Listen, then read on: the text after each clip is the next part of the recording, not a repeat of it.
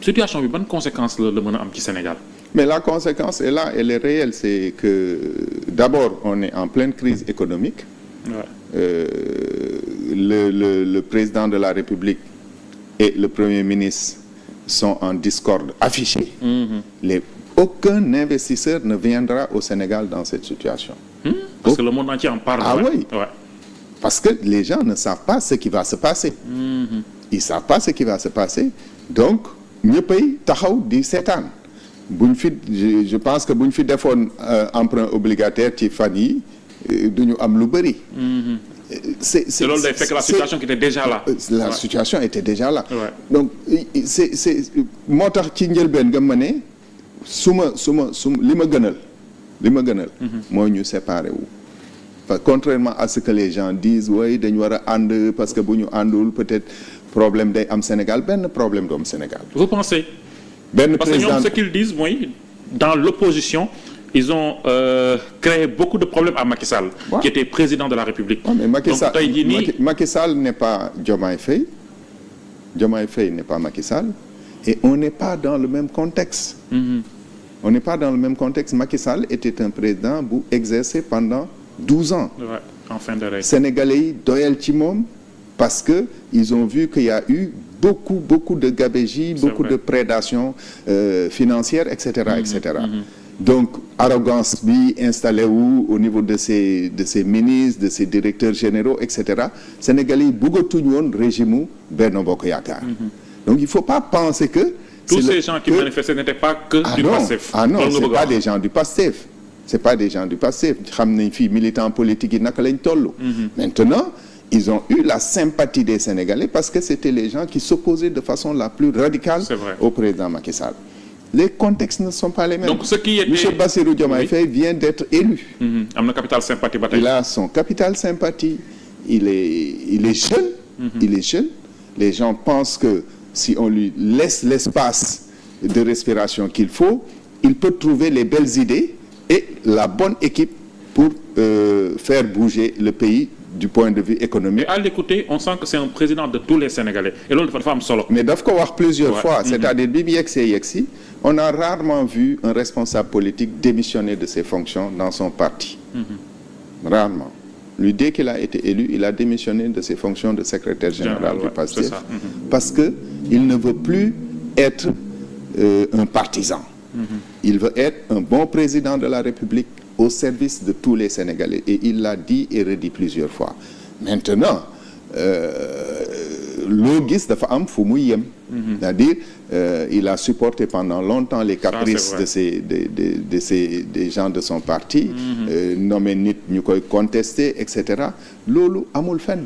C'est-à-dire, en Afrique, Sénégal rek ngay gis, en tout cas, président de la République fii lañ ko mos a gis, nommé nit ay militants partem di bind ci Facebook di ko saaga di ko xaxar di exiger te loolu ba mu njëkkee am monsieur Ousmane Sonko ci boppam dans un post Facebook a mis en garde les militants de Pastef contre ce genre d'exigence. Il leur a dit que kenn warul def pression ci président de la République que ñoom du ñu diriger noonu.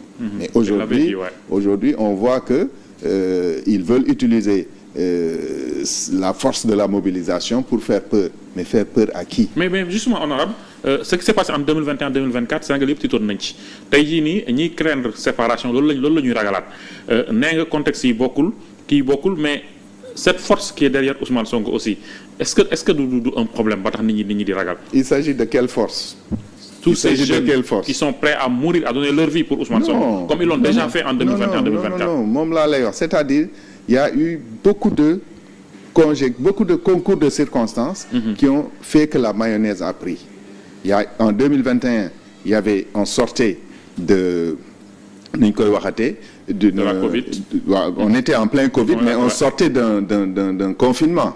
On sortait d'un confinement où les gens... Beaucoup d'emplois étaient perdus. D'emplois perdus, les gens l'avaient senti dans leur chair. Et donc, il a suffi d'une étincelle pour que la colère explose. Loolu boo ko jëlee boole ceeg l'antipathie que les Sénégalais avaient commencé à développer pour le régime Benno Bokk Yaakaar, tu mets ça ensemble, il est facile de drainer les foules et de créer beaucoup de problèmes. Mais li ma lay wax mooy que ne ce pays-là, on ne peut pas le déstabiliser par la rue. Ça n'arrivera jamais. Ça a failli Parce que arriver. non, c'est les gens qui pensent que ça a failli arriver. On en était loin. Mais on en était très très loin. Vous savez, le service d'ordre, c'est un processus.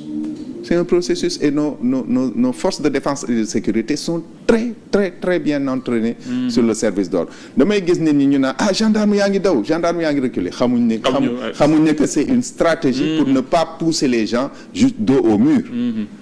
Gendarme bu ñu def service d'ordre bu ñu leen dàqee ba ngeen sori ñoom it dañuy dellu gannaaw pour gëmloo la ne que yow am nga tuuti doole. Après ñu dellu siwaat après ñu delluwaat gannaaw. C'est une technique de service d'ordre. Mais les non-initiés mënuñu koo xam. Quand tu ne sais pas, tu ne sais pas. Ouais. Mais, moi j'ai une amie gendarme qui m'a dit que moom jour boobu lu mu gis biir camp caserne Samba Diéry Diallo mosul xam ne Sénégal am na quantité gendarme bu toll noonu.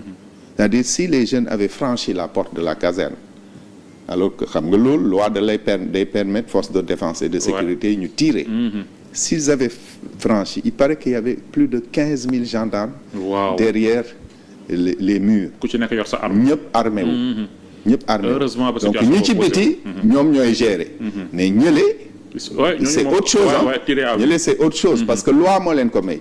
Donc encore une fois, il faut pas qu'on pense qu'on peut déstabiliser ce pays par la rue. Ce n'est pas possible. C'est-à-dire on a une histoire politique très solide qui nous permet de à chaque fois qu'il y a une crise de régler ça sans passer par la violence. Peut-être que premier jour yi dina am quelques velléités de violence, dina am ay dàqante ay dóorante, il y a même quelquefois des morts comme ça s'est passé entre 2021 et 2023, mais on revient toujours au calme parce que on a les leviers et les ressorts qu'il faut pour régler les problèmes. Comment décririez-vous Ousmane Sonko, son style, sa façon de faire?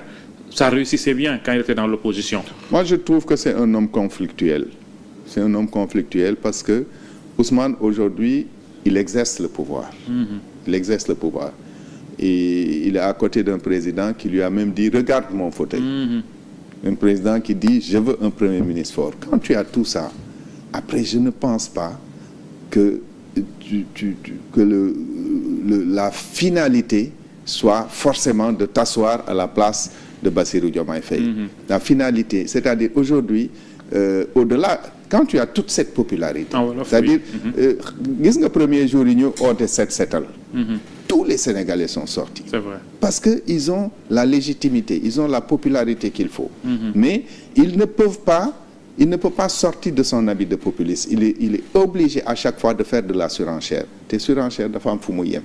Chaque fois que vous voyez un leader politique tirer sur la corde à fond, à partir d'un certain moment, ça coupe. Et quand ça coupe, contrairement à ce qu'on croit, c'est lui qui perd le plus. On l'a vu quand le PDS est arrivé au pouvoir. Idrissa Seck a tout de suite regardé le bulletin de santé de Wade pensant qu'il allait mourir le lendemain. Wade ngi fii toog di leen déglu ñoom ñëpp mu ngi fii toog di leen déglu ñoom ñëpp. C'est-à-dire politique dafa laaj patience. Politique dafa laaj patience. Ku yàkkamti généralement du réussir ci politique. Dinañ gis nii mu nekk benn safara bu jàpp. Mais day jékki-jékki rek daanuwaat nekk ay centre. C'est arrivé à beaucoup de gens. Et malheureusement je pense que c'est ce qui risque d'arriver à Ousmane. Cette situation bi ñuy dund nii ndax am na rôle bu ci Assemblée nationale war a mën a jouer. Bon, je pense je pense pas que mu nekk un rôle de l'Assemblée nationale, mais le président de l'Assemblée nationale